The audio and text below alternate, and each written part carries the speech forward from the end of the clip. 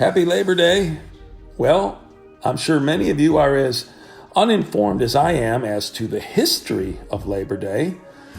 Well, I was until I did my little research on the internet to make this video for you all. And as we all know, everything on the internet is true.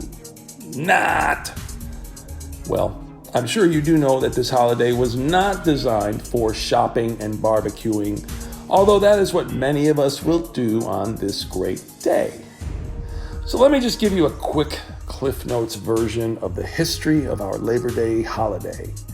In the late 1800s, at the height of the Industrial Revolution in the United States, the average American worked 12-hour days, 7 days a week, in order to eke out a basic living. Despite restrictions in some states, children as young as 5 or 6 toiled in mills, factories, and mines all across the country, earning only a fraction of what their adult counterparts were earning. People of all ages, particularly the very poor and recent immigrants, often faced extremely unsafe working conditions with insufficient access to fresh air, break time, and sanitary facilities. As manufacturing increasingly surpassed agriculture as the wellspring of American employment, labor unions grew more prominent and vocal and began organizing strikes and rallies to protest poor conditions and compel employers to renegotiate hours and pay. Many of these events turned violent during this period, including the infamous Haymarket Riot of 1886, in which several Chicago policemen and workers were killed. Others gave rise to the long-standing traditions.